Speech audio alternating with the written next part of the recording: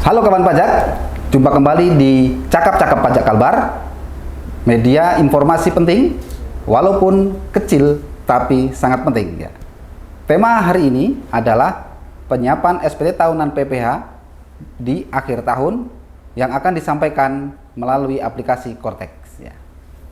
Bersama saya, Arnomo Mustiko, fungsional penyuluh Kanwil DJP Kalimantan Barat, dan saya tentu tidak akan sendiri. Ya.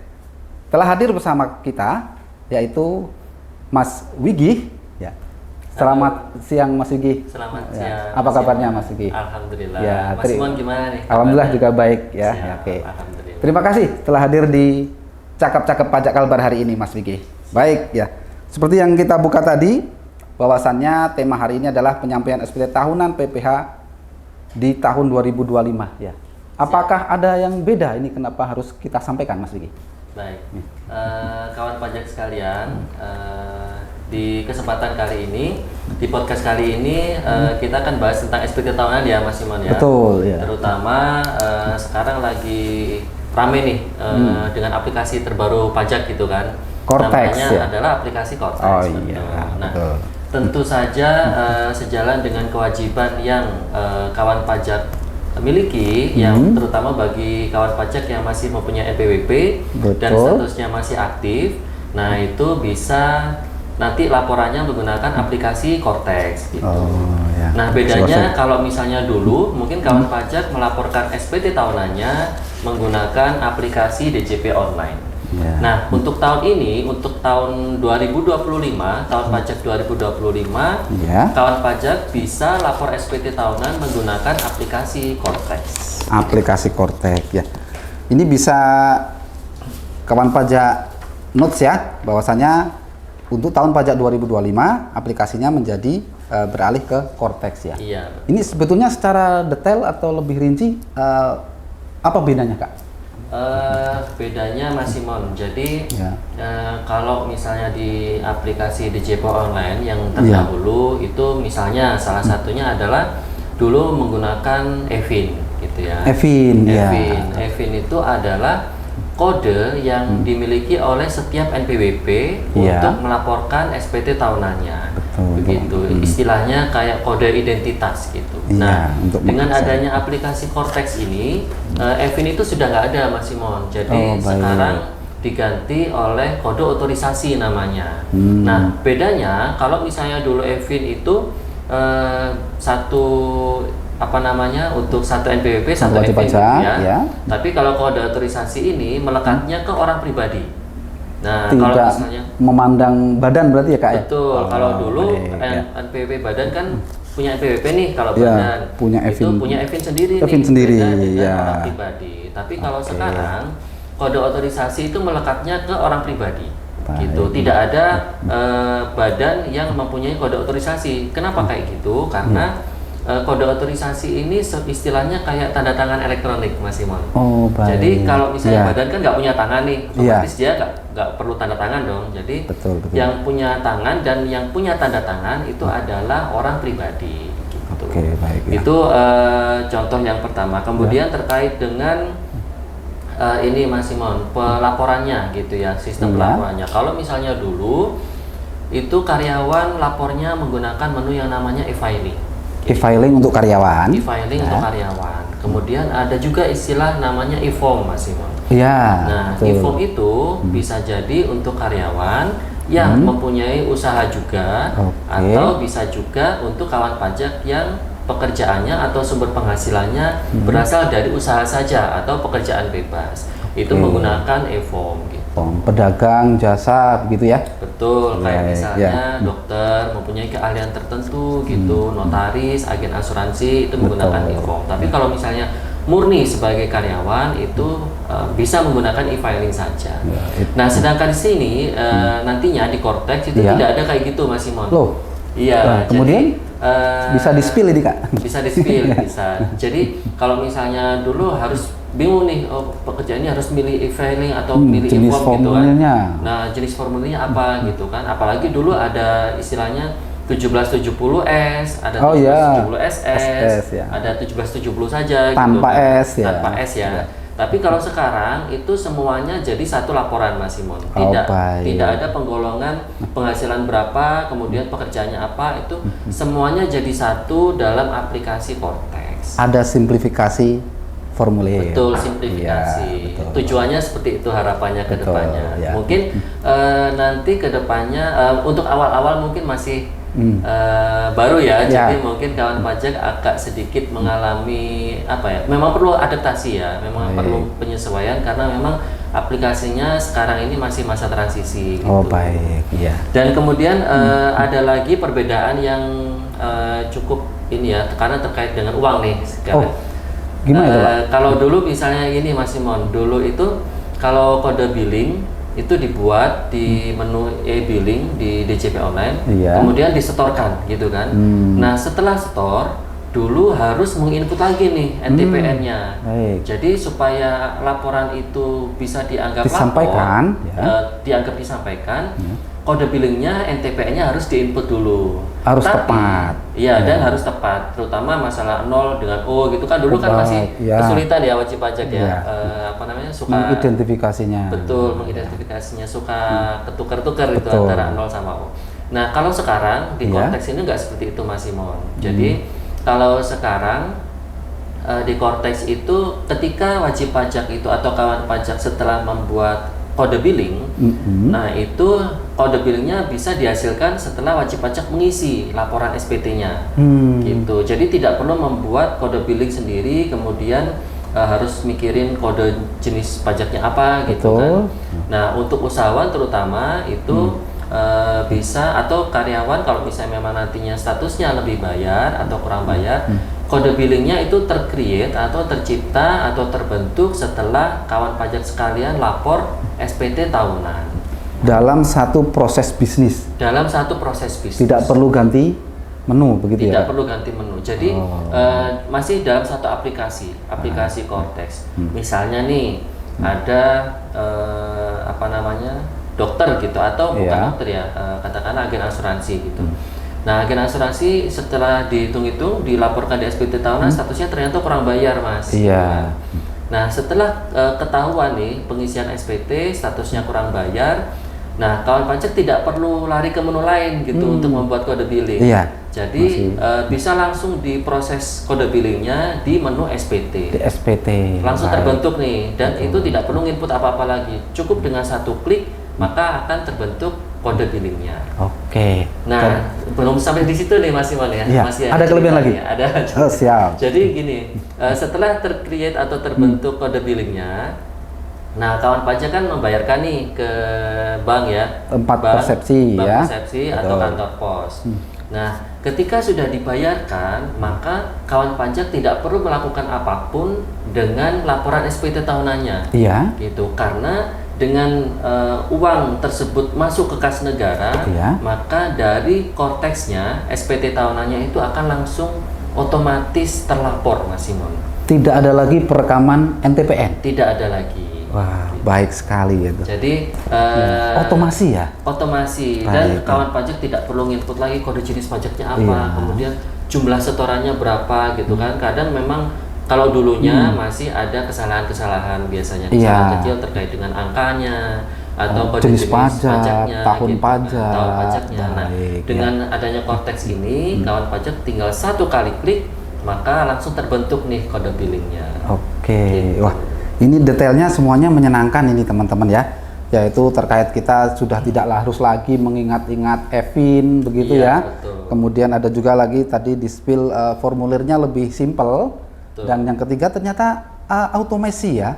Ini apabila kawan pajak SPT-nya adalah kurang bayar ya.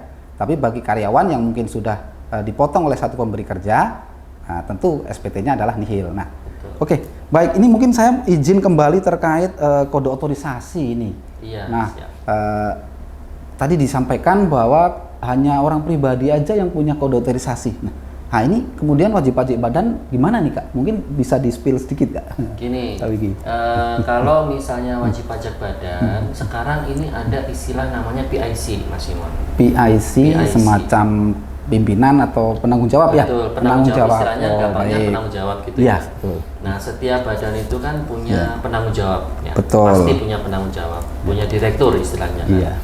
Nah, nantinya karena badan itu tidak punya kode otorisasi, maka nanti yang mengajukan kode otorisasi itu adalah penanggung jawabnya. Penanggung jawab. Betul, atau PIC-nya. Oh, baik. Nah, ketika nanti mau laporan badan, laporan SPT tahunan untuk badan, nanti loginnya kawan pajak sekalian nanti menggunakan loginnya PIC-nya. Penanggung jawab. Itu penanggung jawabnya, login pribadi ya, sebagai orang pribadi. Nah, ketika sudah berhasil masuk login ke Cortex, maka kawan pajak sekalian bisa pilih atau impersonate namanya. Impersonating itu istilahnya bertindak sebagai. Baik. Nah, ketika kawan pajak atau sebagai PIC di situ itu ingin impersonate atau impersonating, maka silakan klik badan apa yang ingin dikerjakan atau ingin dilaporkan istilahnya, dibuka akunnya.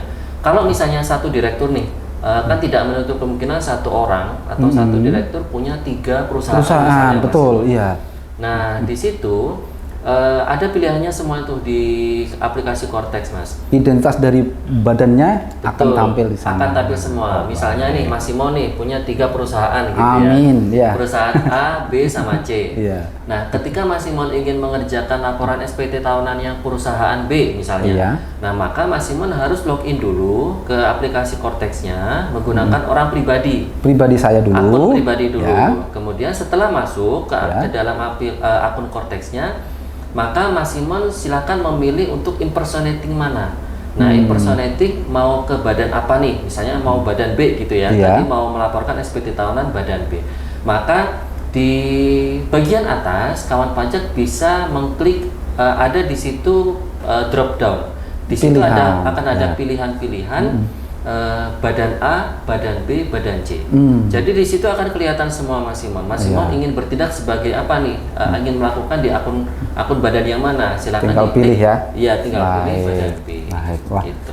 Ini selain terkait persiapan, nah tentu ini perlu diperhatikan ya ketika kawan pajak nanti akan menyampaikan SPT tahunan yang mana? Apakah pribadi atau badan?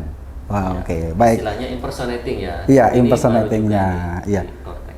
Nah, ini kita lanjut. Nah, tadi ada beberapa hal-hal yang perlu dipersiapkan. Nah, ini juga apa sih yang harus dipersiapkan oleh kawan pajak untuk bisa menyampaikan SPT tahunan di Cortex nih? Hal-hal yang paling dasar dulu, apa ini, Kak? Baik, pertanyaan ini sangat diperlukan saat ini nih Mas. Oh iya, karena ini menjelang akhir tahun ya, kan. memang. Ini sudah akhir tahun dan ini sangat penting sekali saya rasa ya.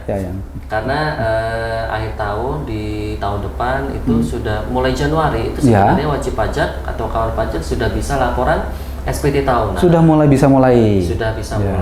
Dan sekali lagi bahwa saya sampaikan bahwa kalau lapor SPT tahunan itu kami sarankan di awal-awal ya Mas Iwan ya untuk mencegah adanya keterlambatan gitu kan, supaya tidak dikenakan sanksi terutama. Nah, apa saja yang diperlukan untuk laporan SPT tahunan nih? Ya, di Cortex ya. Terutama di Cortex. Ya, di Cortex. Ini kita sudah melewatkan DJP online nih. Iya, kita udah nggak usah bahas DJP online ya Mas. Iya, betul. Udah lewat ya. Jadi sekarang eranya era Cortex. Era Cortex ya. Nah, kawan pajak yang harus dipersiapkan untuk aplikasi Cortex yang pertama adalah aktivasi akun Mas Simon. Aktivasi akun wajib pajak. Iya. Nah, terutama untuk orang pribadinya nih memang untuk orang pribadi. Iya, betul. Silakan kawan pajak sekalian, apabila memang ada kawan pajak yang belum melakukan aktivasi akun, terutama bagi kawan pajak yang masih mempunyai NPWP yang statusnya masih aktif. Betul. Karena masih aktif, maka masih ada kewajiban untuk lapor SPT tahunan.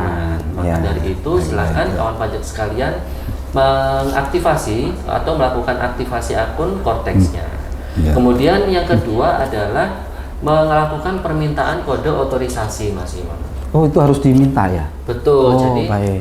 seperti yang tadi saya sampaikan, Betul. sekarang kan udah tidak ada nih kode EVIN gitu ya, sekarang Iya. adanya kode otorisasi. Otorisasi, ya. Nah itu silakan kawan pajak sekalian itu mengajukan permintaan kode otorisasi, dan nanti ketika mengajukan permintaan kode otorisasi, dia akan langsung otomatis muncul Mas Imam.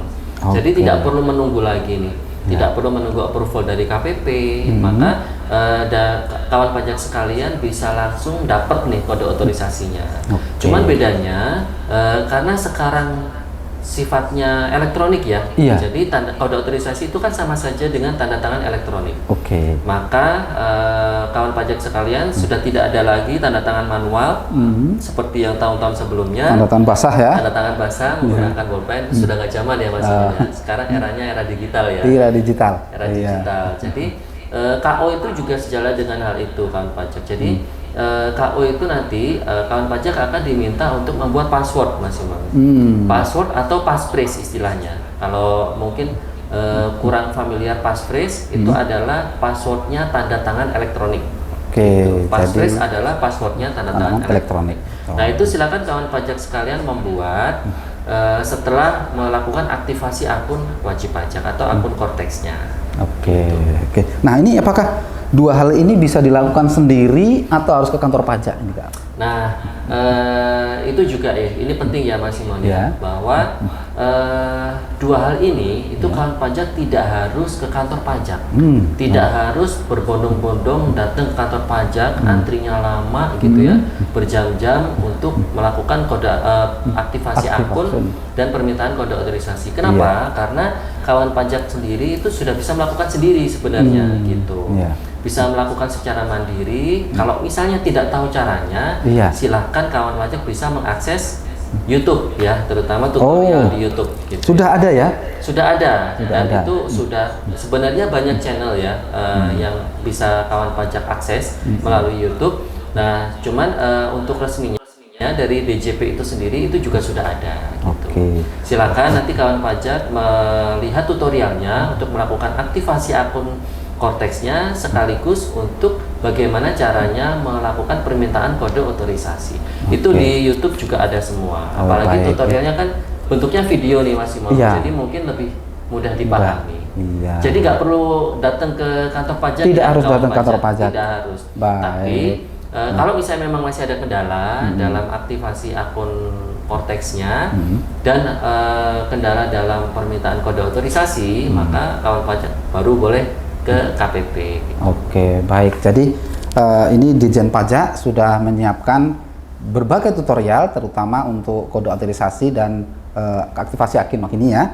Jadi kawan pajak jangan lupa untuk langsung menuju ke YouTube Ditjen Pajak RI. Ya, baik. Dan ini apabila memang sudah kawan pajak ini berusaha ya, tapi tetap tidak bisa ya. Terutama misalkan terdapat kegagalan ini, datanya berbeda atau data kurang tidak sesuai. Nah ini adakah hal-hal yang bisa dilakukan oleh kawan pajak? Ya baik. Ini juga sebenarnya sering terjadi nih Mas ya. Iya.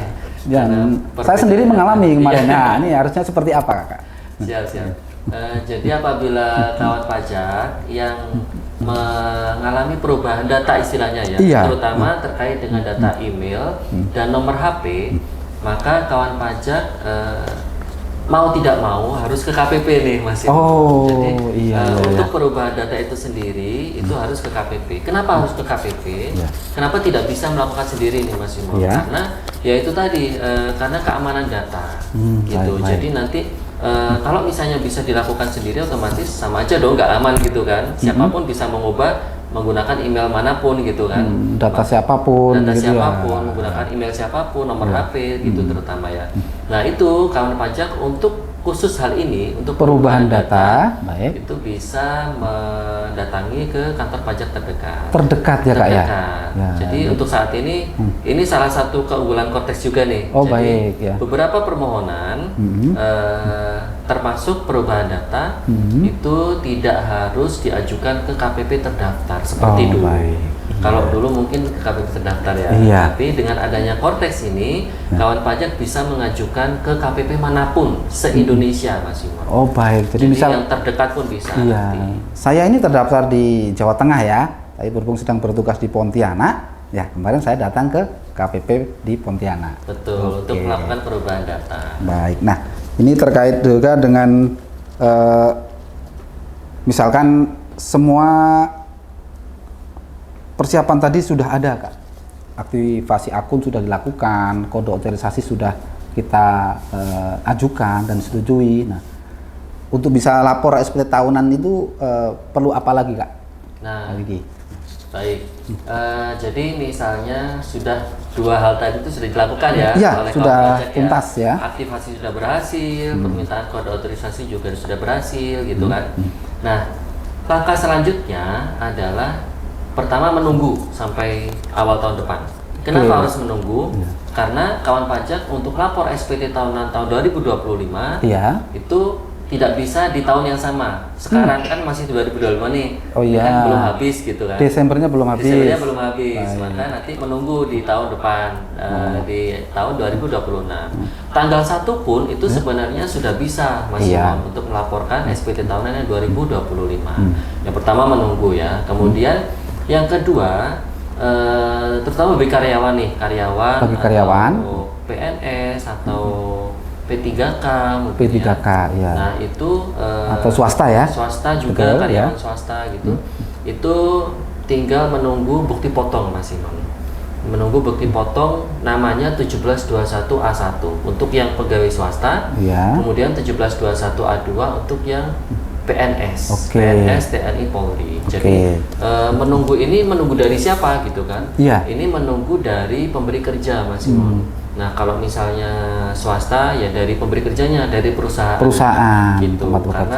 Karena mereka atau perusahaan itu harus membuat bukti potong seluruh karyawan.